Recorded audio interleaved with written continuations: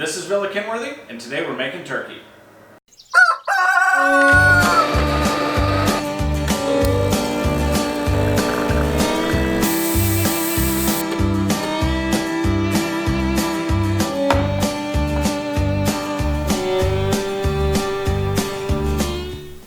Welcome to Villa Kenworthy, I'm Dennis, and today we're going to be making a turkey. I thought I'd get this video out just in time for Thanksgiving, so if anyone has any questions or comments, you can have those dropped in before the big day arrives. So as Thanksgiving approaches, turkey is on everyone's mind, and the biggest regret they'll have is if they have a dry turkey. I'm going to show you a couple of steps that I take to make sure I have a nice moist bird. The first thing I do is I brine my turkey.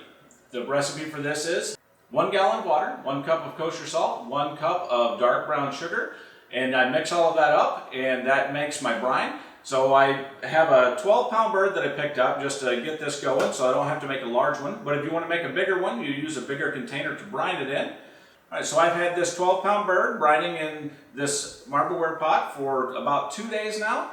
So along with the brine recipe that I have, it took 1.5 gallons to get this bird submerged completely. You want to make sure that you fill it up over the top of the bird, as well as injecting it, and I'll show you what I use to do that. I also added some bay leaves, some whole coriander, and some cardamom seeds. Whatever you have around the house that's an aromatic, whatever you like, that is great. Some people might use clove.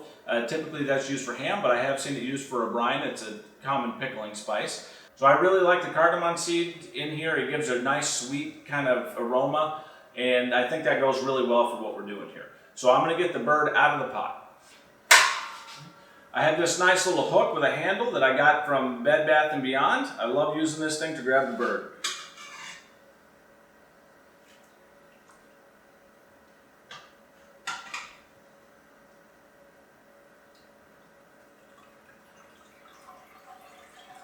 I'm just letting it drain a little bit so I don't make that big a mess. What I have here is a broiler pan with the top grate put on here, and that's just to help it drain.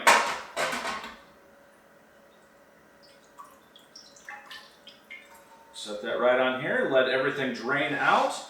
I'm going to clean it up a little bit, so I just have the leftover brine in here. I'll strain out the solids, and then I'll just dump it down the drain and put the solids in the trash. Alright, so right now I have the bird here draining and getting ready to dry it off, but I wanted to show you how I marinated it. I did take and submerge it in that brine, but one of the things I also did was I took my nice meat injector, and you can get these at sporting goods stores. Sometimes you can even find them at Walmart. This one was gifted to me last year by my great friends Russ and Wendy. Thank you guys. And it has several different options as far as which size needle you can use for it. I always use the largest one. This will hold 2 ounces. It works great.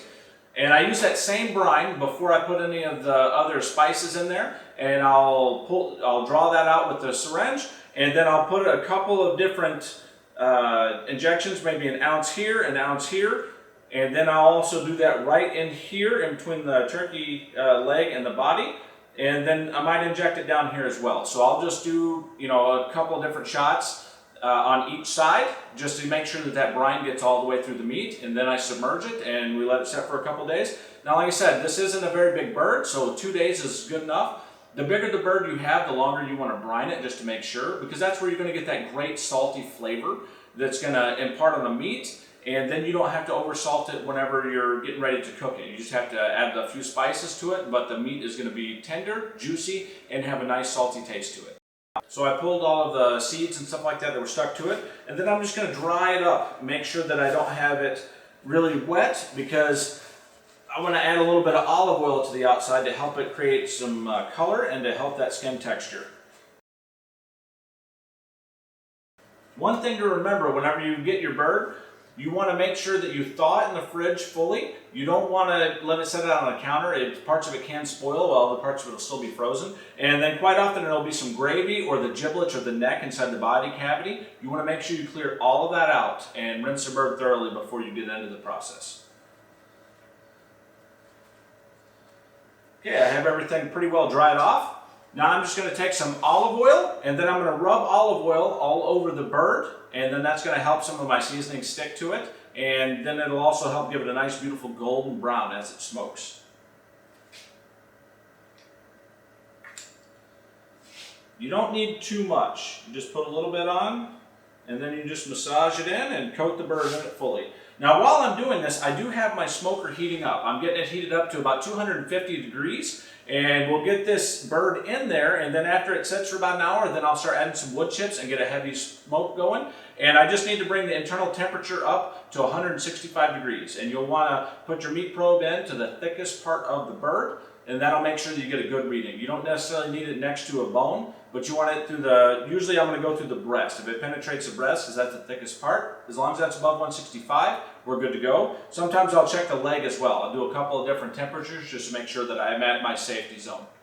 All right, now that I've got everything nice and oiled, dry my hands off a little bit, I'm going to put a little bit of rosemary inside the body cavity so that as it cooks, it'll have a nice rosemary flavor coming through. And then all I'm going to do is sprinkle a little bit of paprika on the top of it so that it can gain some color and add a little bit of flavor there, but everything is going to go with that brine and that nice salty flavor. You don't have to overdo it. I'm going to be smoking this bird, so I'm not looking for a crispy, crunchy skin to go with it. It's going to have a nice smoke flavor and it's going to have a great texture for that. But I find that if you're looking for a moist bird, or a crispy skin bird, you're going to have one that's dry and one that's not. Typically that smoked bird is going to be a little bit juicier, and then it's not going to have that crispy skin, but that's, you kind of have a trade-off there. But I'll show you later what I do with the extra parts of that and what I do with that skin.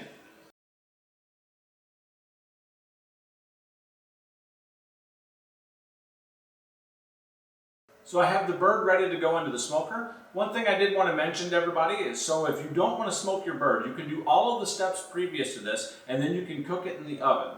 The temperatures will be a little bit different in the oven, I think, the smoker. My smoker only gets up to 280 degrees, I believe, so I can't get up to oven temperatures. But quite often when I cook one of these in the oven, I'll set it at 350 degrees.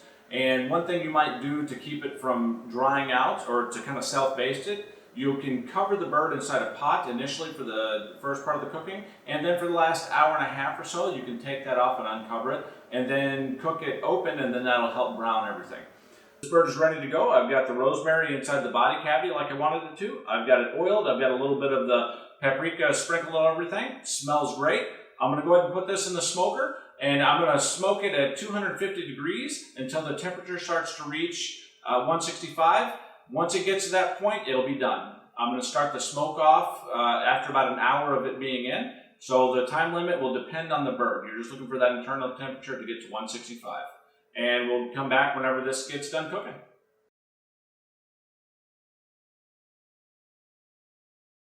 Welcome back. Our turkey is smoked. I smoked it for a total of 6 hours. The first 4 hours I had it at 250 degrees, and for the last 2 hours to get it up to temperature, I had it at 290 degrees. That ends up being the highest my smoker will go. I think before I may have said 280, but I actually get 290.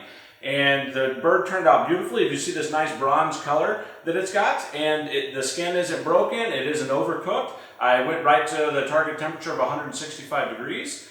Everything went well. And as I mentioned before, you can cook these traditionally in the oven, or you can even use one of those Nescos. There's the cook in the bag method, or just covering it up and cooking it in a roasting pan and then uncovering to finish it. So any way that you want to cook it is fine. Just remember that brining the bird is the secret to having a nice, juicy, beautiful turkey.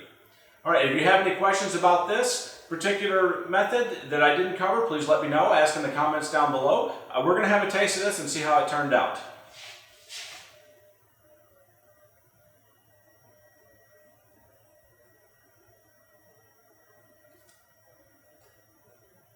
Oh, beautiful. You wouldn't believe the smell on this. It smells incredible. It has a great smoky flavor. It's still juicy. It's not dried out. Let's have a bite.